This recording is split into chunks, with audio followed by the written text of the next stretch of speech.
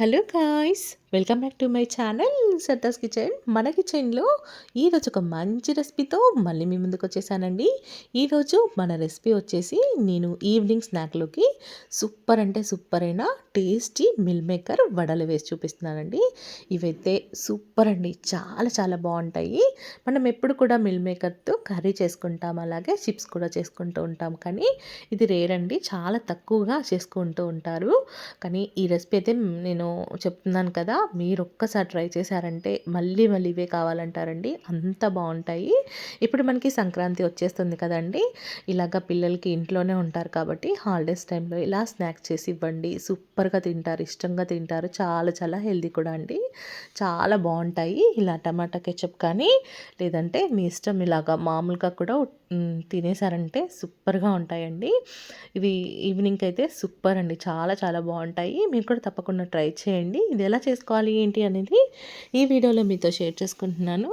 ఎక్కడ స్కిప్ చేయకుండా పూర్తి వీడియోని చూసేసి మీకు నచ్చితే కనుక లైక్ చేయండి. అలాగే ఫస్ట్ టైం ఎవరైనా కొత్తగా మన ఛానల్ చూస్తుంటే కనుక ప్లీజ్ సబ్స్క్రైబ్ చేసుకోండి. నేనైతే మిల్ మేకర్ తీసుకున్నానండి, 250 గ్రామ్స్ తీసుకున్నాను. నేను కొంచెం ఎక్కువ క్వాంటిటీలో చేసుకుంటున్నాను.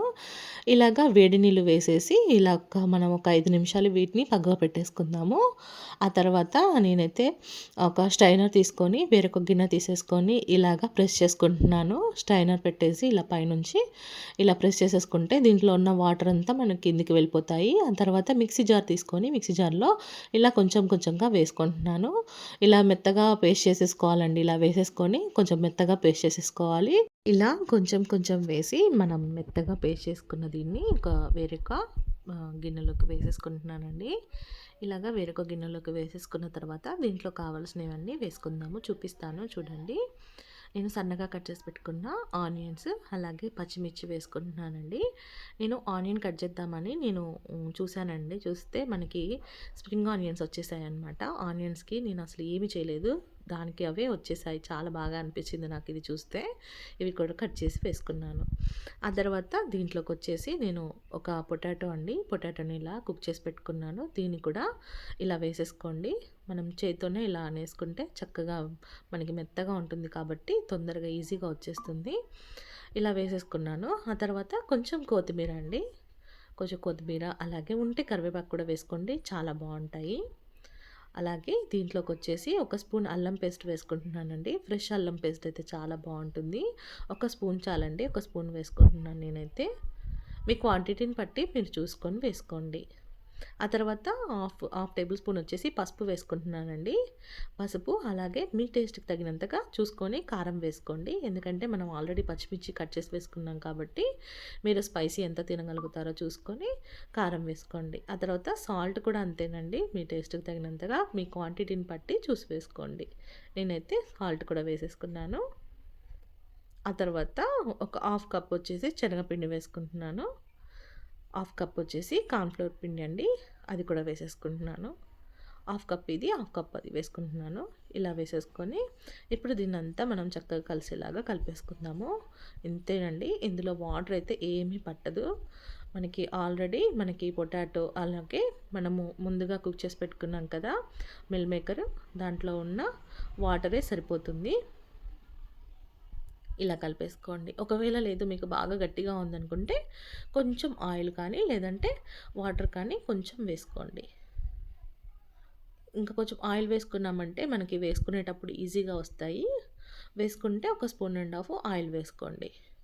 లేదనుకుంటే వాటర్ కొంచెం లైట్గా అలా చల్లేసండి, అంతే సరిపోతుంది మనకి. ఇలా ఇదంతా కలిపేసుకోవాలి.